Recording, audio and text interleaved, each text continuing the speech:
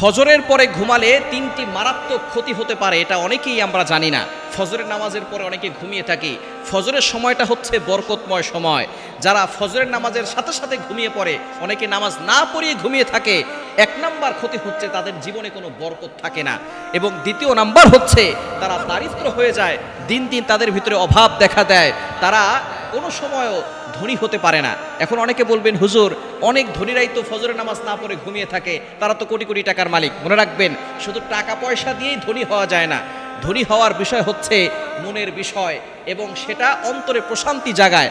আপনি কোটি কোটি টাকার মালিক হয়েছেন, কিন্তু আপনার মনে কোনো শান্তি নাই, এই ধনী হয়ে কোনো লাভ নাই। সুতরাং যদি আপনি আপনার মনে প্রশান্তি পেতে চান এবং ধনী হতে চান টাকার দিক থেকে এবং মনের দিক থেকে, তাহলে অবশ্যই আপনাকে ফজরের নামাজ পড়তে হবে, এবং ফজরের সাথে সাথে ঘুমিয়ে পড়লে এই প্রশান্তি আপনার ভিতরে থাকবে না। 3 নাম্বার মারাত্মক ক্ষতি হচ্ছে আপনি অসুস্থ হয়ে পড়বেন। এজন্য ফজরের নামাজের পরের সময়টা হচ্ছে বরকতময় সময়। নবীজি সাল্লাল্লাহু আলাইহি সাল্লাম এই সময় দোয়া করেছেন, আল্লাহুম্মা বারিক লি উম্মতি ফি বুকুরিহা, আয় আল্লাহ আমার উম্মতের সকালটা বরকতময় করে দাও। আল্লাহ তাআলা এই দোয়াটা কবুল করেছেন। সুতরাং জীবনে যদি বরকত পেতে চান, অভাব থেকে মুক্তি পেতে চান, এবং যদি সুস্থ থাকতে চান, ফজরের নামাজের পরে সাথে সাথে আপনি ঘুমাবেন না। নামাজের পরে একটু এক্সারসাইজ করতে পারেন, জিকির আজকার আছে সেগুলো করে, ইশরাকের পরে ইশরাক নামাজ পড়ে তারপরে আপনি ঘুমান, এতে কোনো সমস্যা নাই। তবে ফজরের নামাজের সাথে সাথে আপনি ঘুমাবেন না।